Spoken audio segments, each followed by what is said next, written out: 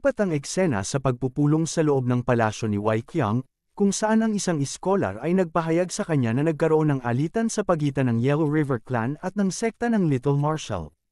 Inilahad rin ng kanyang iskolar na humihiling sila ng tulong mula sa kanilang pamilya para pumagitna. Naghayag si Wei Qiang na maglaan sila ng upuan para sa kanila sa New Year Festival, at pag-usapan nila ito doon at mangyaring ipaalam sa kanila ng maaga.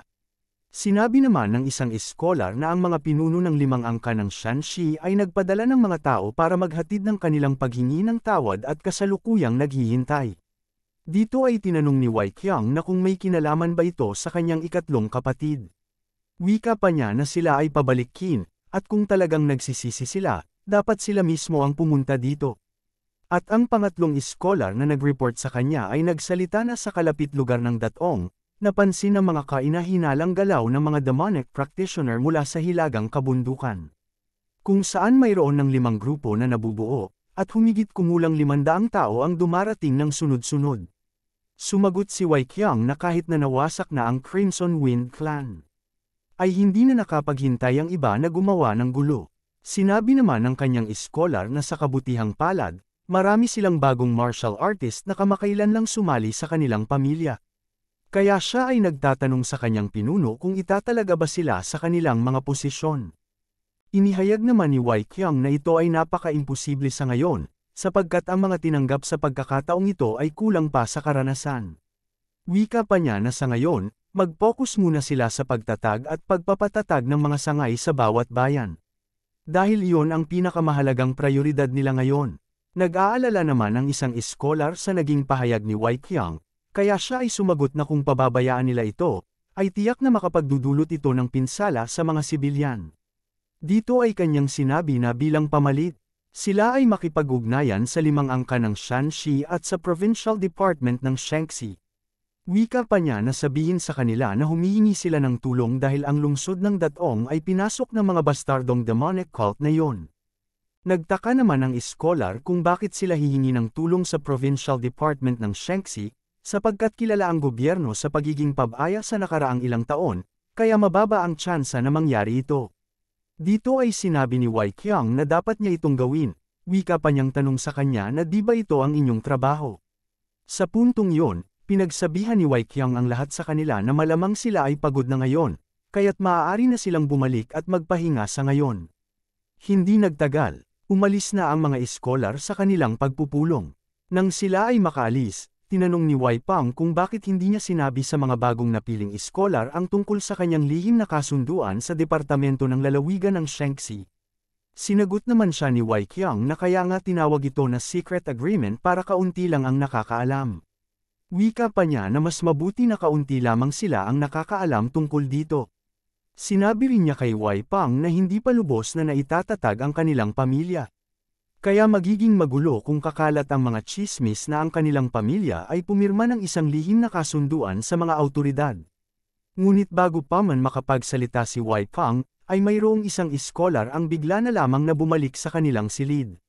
Kaya tinanong siya ni Wei Qiang kung ano ang nangyayari, wika pa niyang tanong sa kanya kung mayroon ba siyang nakalimutan. Dito ay sinabi ng iskolar na hindi ito ang kanyang ipinunta, sapagkat mayroon siyang nakalimutan na iulat sa kanya. Sa oras na yon, mayroon siyang binabasa na liham na nanggaling sa sekta ng Mount Hoa, kung saan ipinadala ito mismo ng Plum Blossoms Tree ng Mount Hoa. Matapos nilang marinig ang ipinahayag ng iskolar, silang dalawa ay nagulat sa kanyang ulat.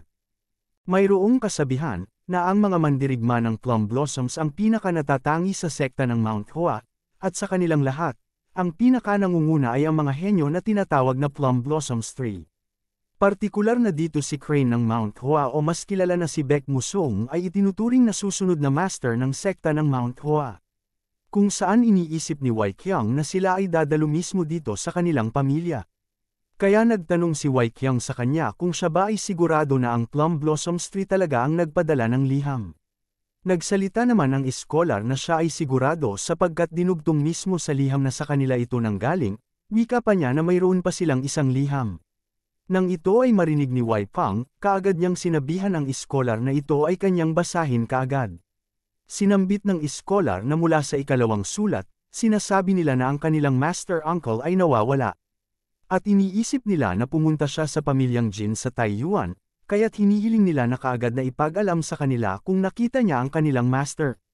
Matapos nito, nagtataka na nagtanong ang iskolar kung sino ang master uncle na kanilang tinutukoy. Sa puntong yun, nanginginig sina Wei Pang at Wei Qiang sa kanilang nerbiyos, kung saan muntikan na nila banggitin ang Sword Saint sa harapan ng kanilang iskolar, samantala naguguluhan naman ang iskolar sa kanilang reaksyon. Kaagad namang pinaalis ni Wei Pang ang iskolar. Pagkatapos nito, sobrang excited at nananabik si Wei Qiang ng oras na ito, wika pa niya na ang Sword Saint ay pupunta sa kanilang pamilya. Pinagsabihan naman siya ni Wei Pang na manahimik muna siya, dahil hindi pa nila masisiguro na kung ito ba ay totoo o hindi. Dito ay masayang iniisip ni Wei Qiang na makikita nila siya ng personal. At sa ganitong takbo ng pangyayari, baka makakatanggap pa sila ng ilang aral mula sa kanya. Tinanong naman ni Wei Pang kung ano kaya ang rason kung bakit siya pupunta dito. Pinagsabihan naman siya ni Wei Qiang na napakahina niyang umintindi, sinabi rin niya na ito ay kanyang isipin ng maiigi. Habang patuloy na nag-iisip si Wei Pang, ay bigla na lamang siya nagsalita na kung ibig ba niyang sabihin na siya ay umalis mula sa kanyang mapag-isang pamumuhay upang hanapin ang kanyang minamahal na disipulo. Sumagot naman si Wei Qiang na isa pa lamang ito teorya. Kaya tinanong niya si Wei Pang kung siya ba ay pinalaki ng Sword Saint bilang totoo niyang apo. Wika pa niya na kung ang pangalan ng kanyang apo ay si Changpang ba. Kaya hinahanap niya ito kay Wei Pang kung nasaan siya ngayon. At dahil sa kanyang pagkakaalala, narinig niya kamakailan na tinuturuan niya ang bunso niyang kapatid ng teknik sa pag-akyat ng pader tulad ng butiki. Sinabi naman ni Wei Pang na sila ay natapos na sa pagsasanay 2 araw na ang lumipas. At sa isang seryosong pagsasalita ni Wei Pang, inihayag niya sa kanyang master na sa ngayon, ang batang si Changpang ay abala ngayon sa pangbubugbog sa kanyang bunsong kapatid. Nang ito ay kanyang marinig, siya ay labis na nagalit at namumulang sumigaw nang hindi ito maaari. Bumalik ang eksena sa kanila ni Tae Qiang, kung saan siya ay malakas na sinuntok sa tiyan ni Changpang. At habang abala sina Tae Qiang at Changpang sa loob ng pagsasanay nila sa training grounds, si Mujin ay nakadapa na nanginginig dahil sa tinamong pagbugbog ni Changpang sa kanya. Dito ay napag-isipan ni Tae Qiang na mas masahol pa pala siya kumpara sa kanyang kapatid na si Muqiang. Inakala rin ng bida noong una ay kaya niyang manalo sa laban sa kanya kahit sa isang beses, ngunit siya ay nagkakamali. Sapagkat kung nagawa na niyang masanay sa kanya sa Origin Illusion Palm, ay bigla na lamang siya nagpapalit sa Falling Flower Shadow Chasing Palm. At kapag nakayanan na ng mata niya na sundan ang kanyang palad, nagbabalik siya sa Tiger Subduing Feast. At bukod pa rito, mga dosenang martial arts ang nagawang ipamalas ni Changpang nang hindi pa niya nakikita dati. Kaya siya ay napasigaw sa kanyang isip kung paano ang isang tulad niya ay may sobrang daming alam sa martial arts. Pagkatapos, tinanong siya ni Changpang kung siya ba ay ayos lang. Sumagot si Tae Qiang sa kanya na kung siya ay magpatuloy na magtanong ng ganito sa kanya, ay malamang nagpipigil pa siya na gumamit ng totoo niyang lakas sa kanya. Tumatawa na nagpahayag si Changpang na kung gagawin niya ito, ay mawawala na ng saysay ang kanilang pagsasanay. Pagkatapos, kaagad na itinuro ni Tae Qiang si Mujin, kung saan sinabihan niya na siya ay kanyang suriin, dahil mukhang nasa masamang sitwasyon siya ngayon. Sinabi ni Changpang na inakala niya na makokontrol niya ang kanyang lakas. Ngunit mukhang kulang pa siya sa karanasan. Sapagkat isa lang ang taong nakaspar niya sa buong buhay niya. Kaya siya ay humihingi ng tawad sa kanya. Naisip ni Tae Qiang na may punto naman siya, dahil hindi naman niya kailangang magpigil ng lakas kapag nakikipag-spar siya sa Sword Sage. Sinabi ni Tae Qiang na siya ay gumagaling naman kaya huwag na siyang masyado mag-alala. Sapagkat isa naman itong pagsasanay kaya't alam niyang maintindihan rin ito ni Mujin. Inihayag naman ni Changpang sa ating bida na sa lahat ng kanyang nakilala sa Merem, siya lamang ang bukod-tanging pinakamahusay. Sapagkat kahit na ibigay pa niya ang kanyang buong lakas sa kanya, siya ay patuloy pa rin na bumabangon. Dagdag pa niya na nakakagaan sa pakiramdam na siya ay kanyang palaging tinatamaan. Hindi naman nagustuhan ni Tae Qiang ang kanyang naging pahayag, kaya minura niya si Changpang sa kanyang isip. Dahil tinuturing lamang siya isang punching bag ni Changpang para sukatin ang suntok o lakas niya. Pagkatapos, naghayag si Changpang na siya ay kanyang alagaan sa hinaharap, dahil marami siyang natutunan sa kanya habang siya ay binubugbog. Alam ni Tae Qiang na wala naman siyang masamang intensyon, Pero siya ay nagtataka kung bakit naiinis pa rin siya sa kanya. Dahil dito, naisip ni Taekyang na mas mabuti na lamang maging ganito. Sapagkat siya ang isang taong kailangan niyang malampasan kahit ano pa man ang mangyari. Iniisip rin niya na walang saysay ang talunin ng isang tao na maingat at hindi nagpapakita ng buong lakas sa kanya. Dahil dito, humingi ng pabor si Taekyang kay Changpang, kung saan sinambit nito na kung sila ay maglalaban ulit sa hinaharap, ay dapat niyang ibigay ang kanyang buong lakas at huwag siyang magpipigil dito. Nagtataka namang tinanong ni Changpang ang bida kung kailangan ba niyang gawin yon. Sinabihan siya ni Taekyang na kung maaari ay ibigay nito ang lahat ng kanyang makakaya. Pagkatapos, hindi nagsalita si Changpang at nanatiling tahimik. Kasabay nito, si Taekyang ay seryosong tumitig sa kanya. Ilang sandali, nagpahayag si Changpang na ito ay kanyang nauunawaan na. Kaagad namang nagpasalamat ang bida sa kanya. At habang siya ay nagpapasalamat, unti-unting nagsimulang lumabas ang aura ni Changpang mula sa kanyang mga paa. Sa oras na yon, inilabas ni Changpang ang malakas niyang aura na nagbigay gulat naman kay Taekyang. Dito ay sinabi ni Changpang na siya ay handa na ngayon. Habang sumusubok si Taekyang na siya ay kanyang pigilan at pagsabihan, bigla na lamang tumakbo si Changpang sa gilid kung saan sinasabi nito na meron pa siyang nakakalimutan. Pagkatapos, inilabas niya ang kanyang sandata na kinuha, kung saan siya ay naghahayag sa bida na handang-handa na niya ipakita ang kanyang buong lakas. Sinabihan naman siya ni Taekyang na tanggalin niya muna ang kanyang chi sa espada. Kung saan sinabi niya sa kanyang sarili na bigyan naman siya ng pagkakataon na mabuhay. Ilang sandali, nagsimula na ang kanilang pagtutuos, kung saan sinugod siya ni Taekyang ng kanyang sibat. Subalit nagawa namang makaiwas ni Changpang sa kanyang pag-atake. Dito ay nagbigay ulit ng maraming pag-atake si Taekyang sa kanyang harapan. Ngunit nanatili pa rin na matatag at nagawang umiwas ni Changpang dito. At sa isang mabilis na galaw, bigla na lamang kumilos si Changpang sa kanyang tabi. Kung saan nagbigay ito ng kanyang direktang offensiba na pag-atake kay Taekyang.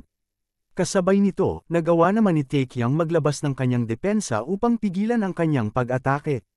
Kaagad namang kumilos si Taekyang ng oras na yon, upang siya ay kanyang tusukin ng sibat. Subalit napansin ni Changpang ang kanyang binabalak na gawin, kung saan ginamit nito ang kanyang kasanayan na nagmumula sa kanyang mga paa. Sa tindi ng kanilang pagsagupaan, nagdulot ito ng pagkasira ng mga lupa habang si Taekyang ay nananatili na nakatayo sa oras na yon.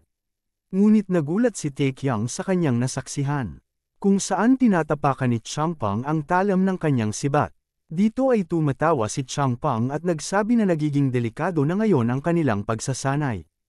Pagkatapos, sinubukan tanggalin ni Taekyang ang kanyang sibat mula sa mga paanan ni Changpang.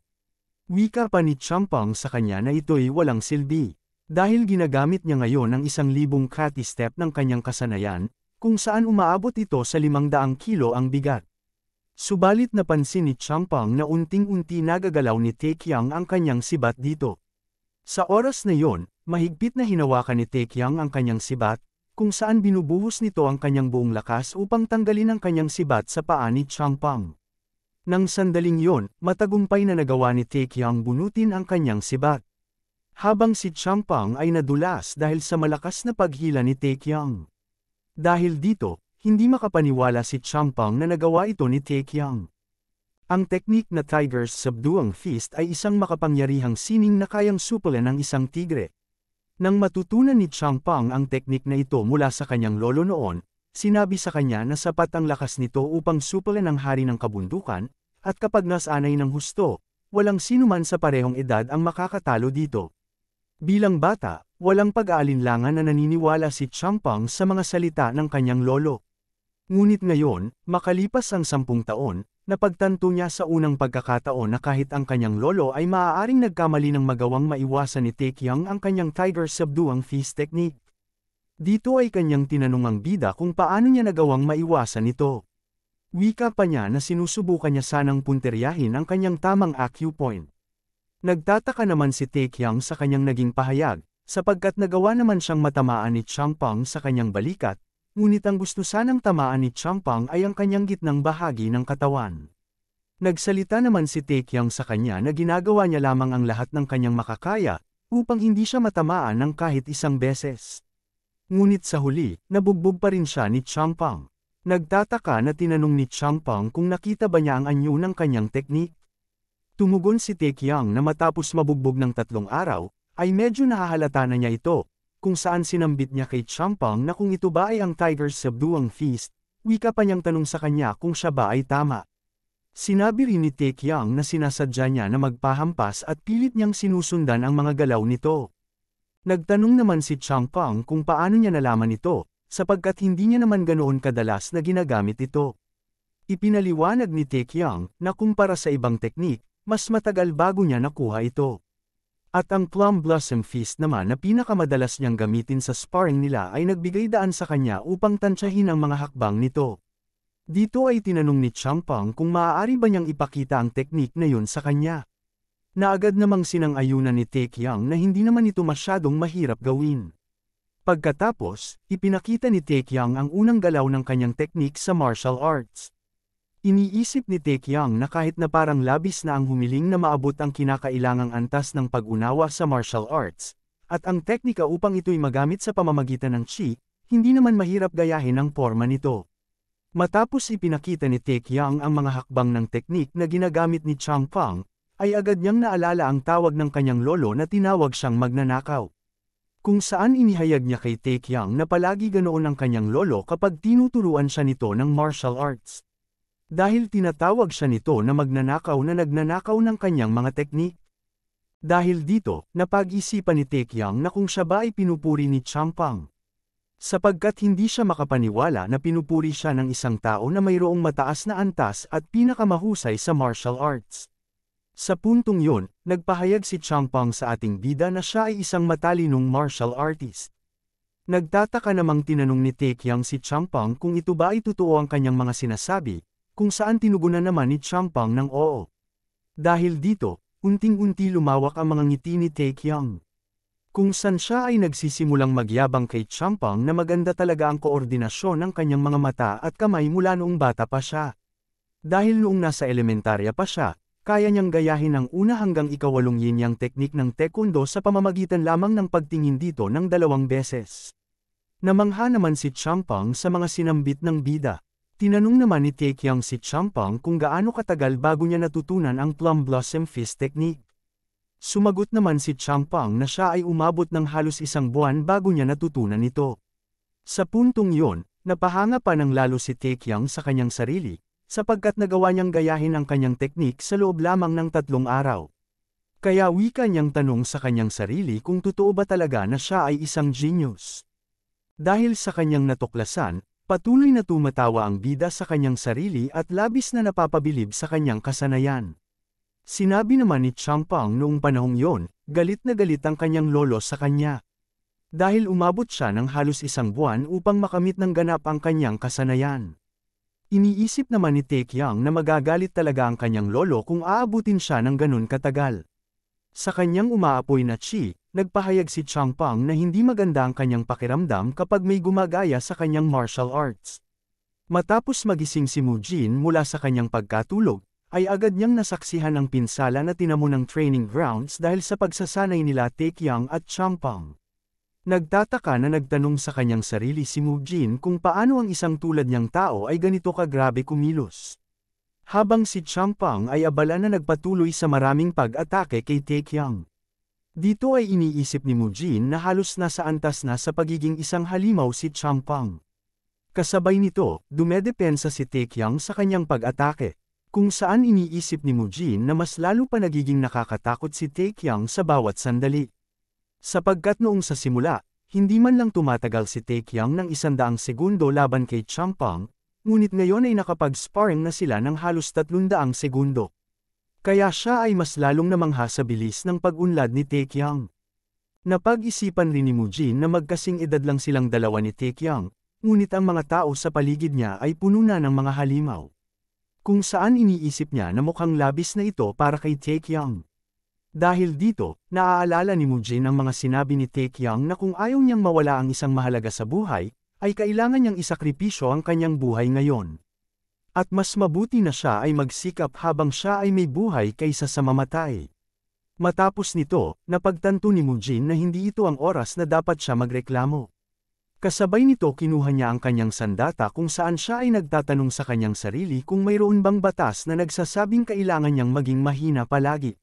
Sa oras na yon, tumayo si Mujin kung saan sinasabi niya sa kanyang sarili na kailangan niya maging mas malakas upang makilala bilang kanang kamay ni Taekyung, at isang tao na aalalahanan ng lahat bilang si Hyuk Mujin.